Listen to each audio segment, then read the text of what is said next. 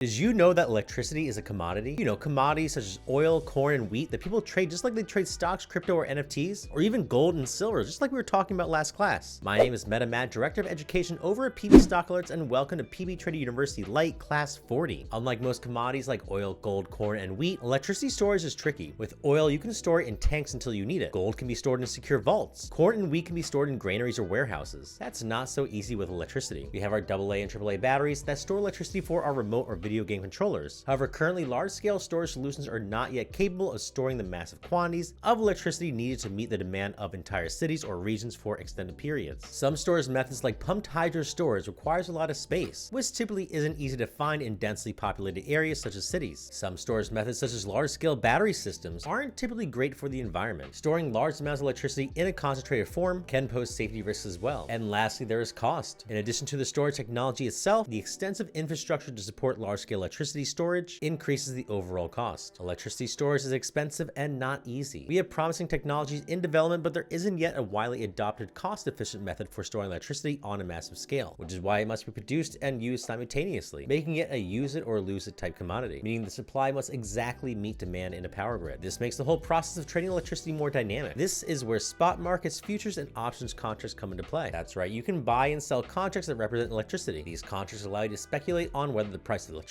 will go up or down in the future. You don't need a power plant in your backyard to get involved in the electricity market. You can do it all through special exchanges. Two of the top exchanges for electricity trading are the CME Group and ICE.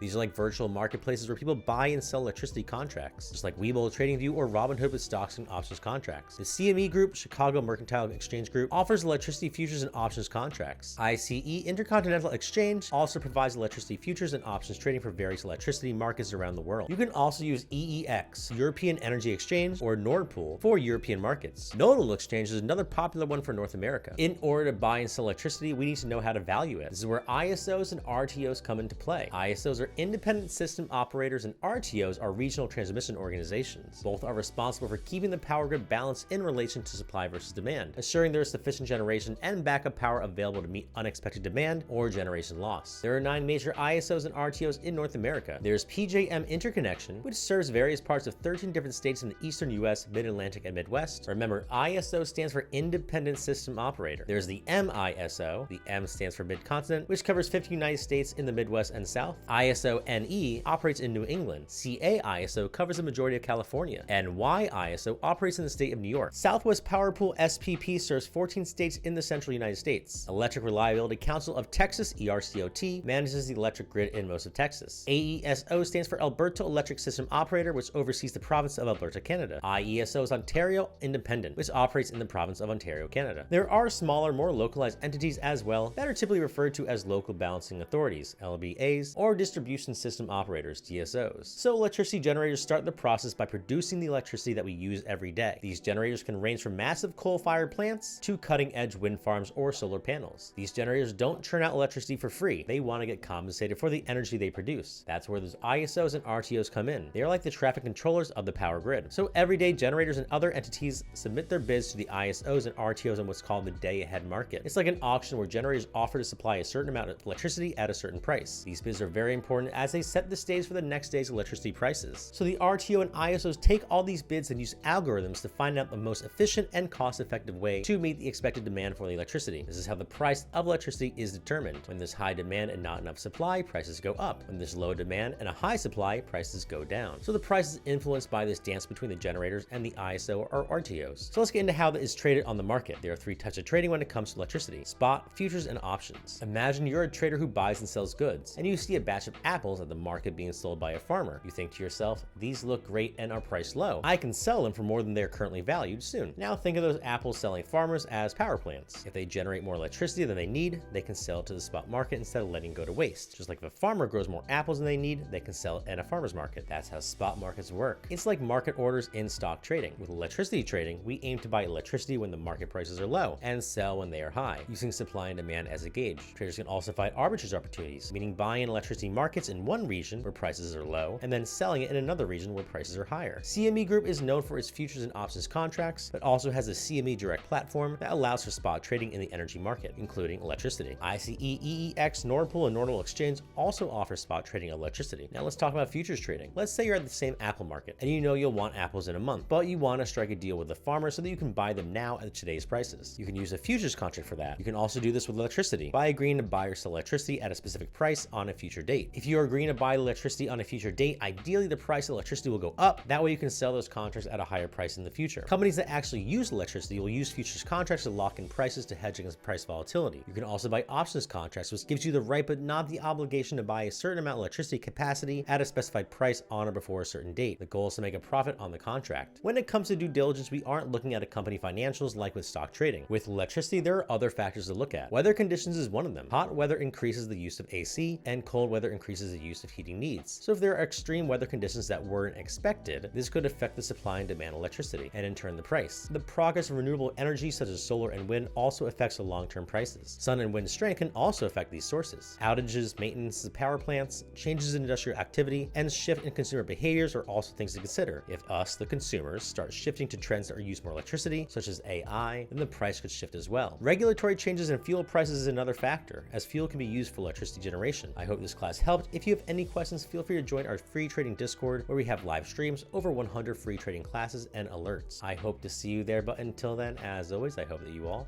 make some bread.